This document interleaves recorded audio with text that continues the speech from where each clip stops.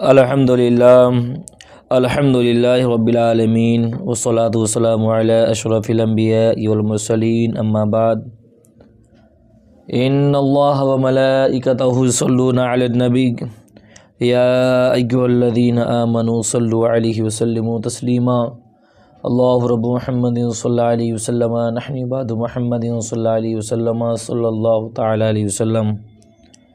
تو آج کا درس بہار شریعت حصہ دوم صفحہ نمبر 316 غسل کا بیان۔ آج ہم لوگ غسل کے فرائض کے بارے میں جانیں گے، غسل میں کتنے فرض ہیں اور وہ کیسے ادا کیے جائیں گے۔ اور سماعت کرنے سے پہلے اچھی اچھی نیتیں کر لیں۔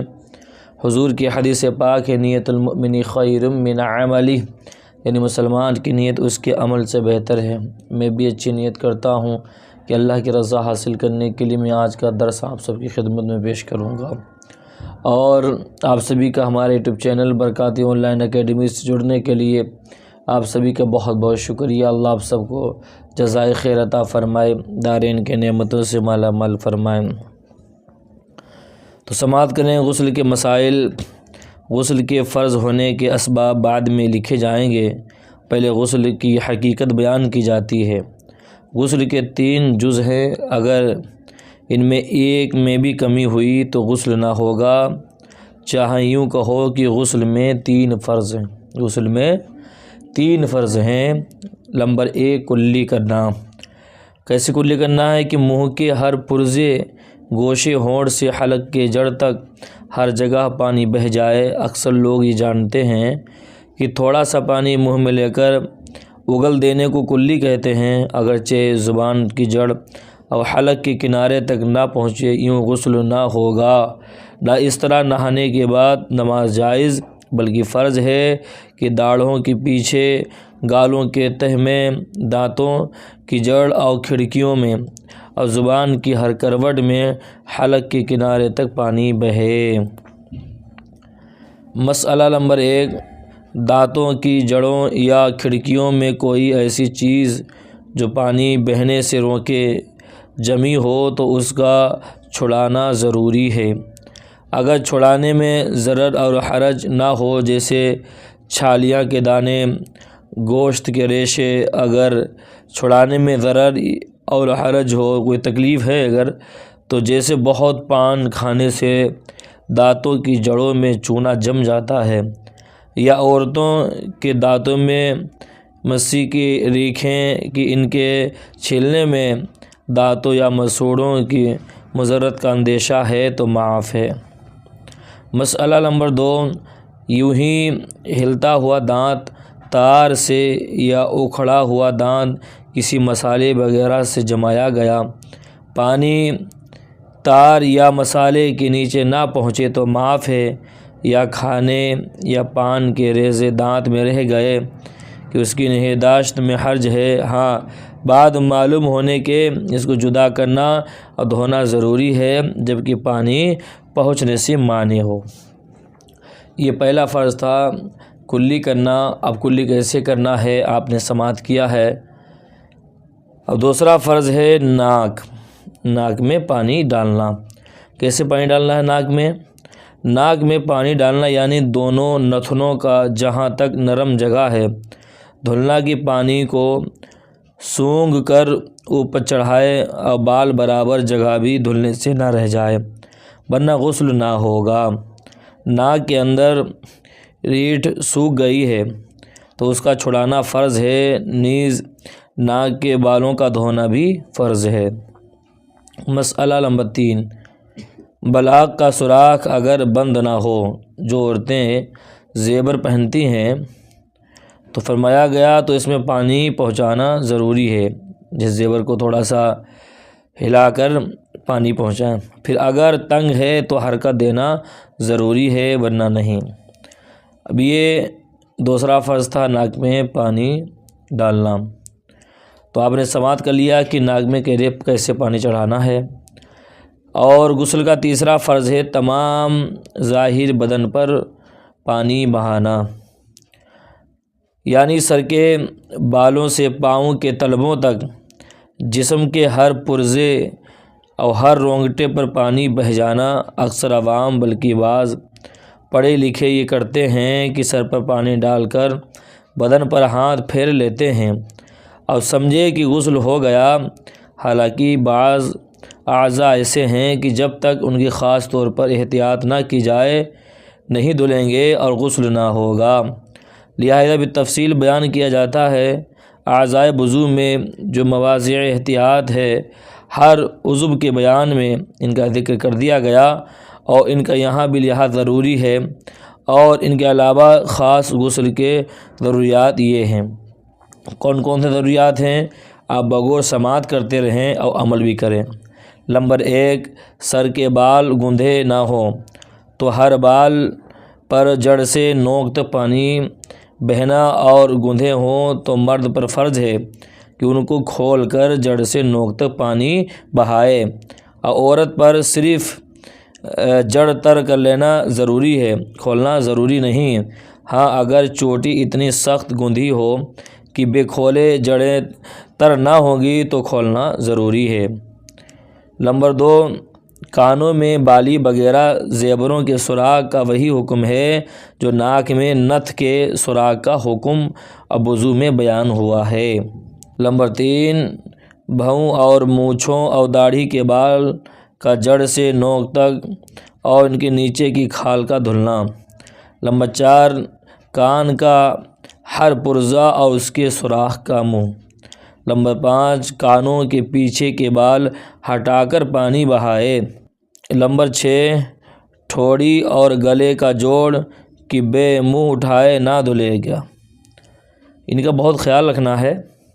آج کیا ہے، ہم لوگ غسل کرتے ہیں لیکن بہت سی ایسی جگہیں ہیں جہاں پر پانی نہیں بہہ پاتا ہے، ٹھیک ہے، وہ جگہ خشک رہتی ہے، لیکن ہم سمجھ رہے ہیں کہ ہم تو پاک ہو گئے، لیکن ایسے لوگ پاک نہیں ہوتے۔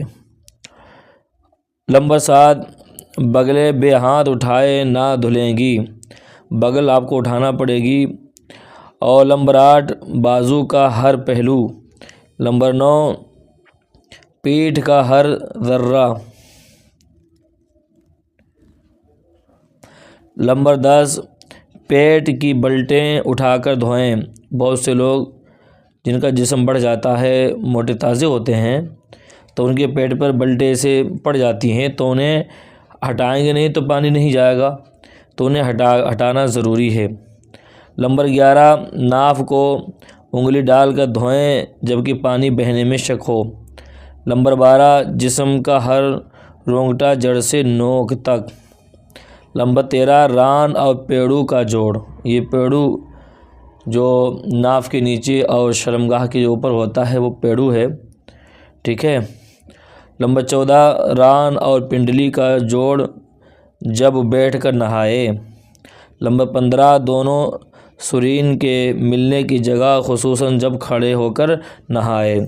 نمبر 16، رانوں کی گولائی۔ نمبر 17، پنڈلیوں کی کروٹیں۔ نمبر 18، ذکر و انثیین۔ یہ ذکر جو مرد کا عضو تناسل ہوتا ہے، اور انثیین یہ اسی کے نیچے جنہیں ہم لوگ فوطے بھی کہتے ہیں، کہ ملنے کی سطح بے جدا کیے نہ دھلیں گی۔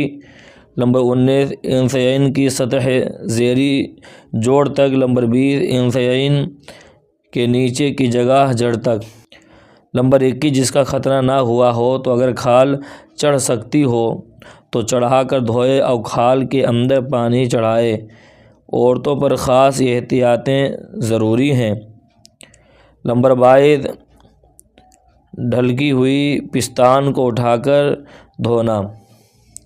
یہ عورتوں کے لیے بہت ہی ضروری ہے، وہ اس پہ تھوڑا خیال رکھیں۔ نمبر 23، پستان و شکم کے جوڑ کی تحریر۔ نمبر 24، فرض خارج۔ عورت کی جو شرمگاہ ہے اس کے باہر کا حصہ، ہر گوشہ، ہر ٹکڑا نیچے اوپر خیال سے دھویا جائے۔ ہاں، فرض داخل یعنی فرض کا اندرونی حصہ میں انگلی ڈال کر دھونا واجب نہیں، مستحب ہے۔ یوں ہی اگر حیض و نفاس سے فارغ ہو کر غسل کرتی ہے تو ایک پرانے کپڑے سے فرض داخل کے اندر سے خون کا اثر صاف کر لینا مستحب ہے۔ نمبر 25 ماتھے پر افشا چنی ہو تو چھڑانا ضروری ہے۔ بہت سی عورتیں ہوتی ہے جو ماتھے پر، تو اسے چھڑانا ضروری ہے۔ مسئلہ نمبر 4 بال میں گرہ پڑ جائے تو گرہ کھول کر اس پر پانی بہانا ضروری نہیں۔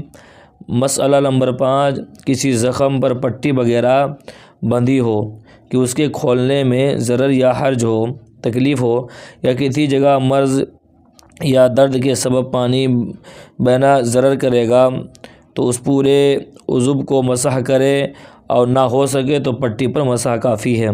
اور پٹی موضع حاجت سے زیادہ نہ رکھی جائے، یعنی اب جہاں پر چوٹ ہے، زخم ہے اگر، تو پٹی اتنی زیادہ نہ ہو کہ جو اس کے علاوہ اور جو تندرست جگہ مقام ہے، جگہ ہے، موضع حاجت سے زیادہ نہ رکھی جائے، یعنی زخم سے زیادہ پٹی نہیں ہو، ورنہ مسح کافی نہ ہوگا۔ جیسے کسی کو زخم ہے، پھوڑا ہے، اب اس نے جو پٹی باندھی ہے وہ زیادہ باندھی ہے، تو پھر یہ کافی نہ ہوگا، اسے کھولنا پڑے گا۔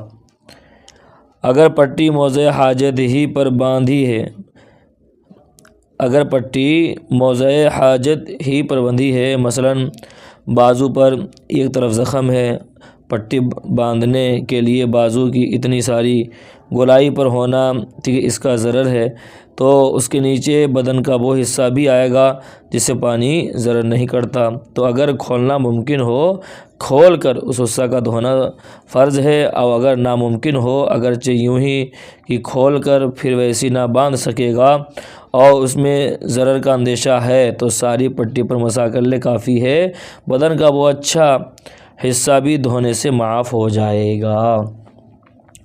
مسئلہ نمبر 6 زکام یا آشوب چشم وغیرہ، یعنی جو آنکھوں سے لوگوں کی بیماری کی وجہ سے جو آنسو نکلتے رہتے ہیں، یہ گمان صحیح ہو کہ سر سے نہانے میں مرض میں زیادتی یا اور امراض پیدا ہو جائیں گے تو کلی کرے، ناک میں پانی ڈالے اور گردن سے نہا لے، اور سر کے ہر پرزہ ہر ذرہ پر بھیگا ہاتھ پھیر لے، غسل ہو جائے گا۔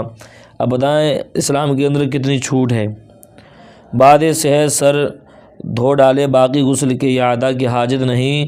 مسئلہ نمبر 7 پکانے والے کے ناخن میں آٹا، لکھنے والے کے ناخن وغیرہ پر سیاہی کا جرم عام لوگوں کے لیے مکھی مچھر کی بیٹ اگر لگی ہو تو غسل ہو جائے گا، ہاں بعد معلوم ہونے کے جدا کرنا اور اس جگہ کو دھونا ضروری ہے۔ پہلے جو نماز پڑھی ہو گئی تو آپ نے سماعت کر لیا کہ غسل میں کتنے فرض ہیں اور وہ کیسے ادا کیے جائیں گے۔ یہ بہت ضروری ہے کہ آج ہم مسلمان ہیں، مسلمان کے گھر میں پیدا ہیں، ہمیں غسل کے فرائض نہیں معلوم کہ غسل میں کتنے فرض ہیں اور ہمیں غسل کیسے کرنا چاہیے، لیکن لوگ نماز پڑھ رہے ہیں۔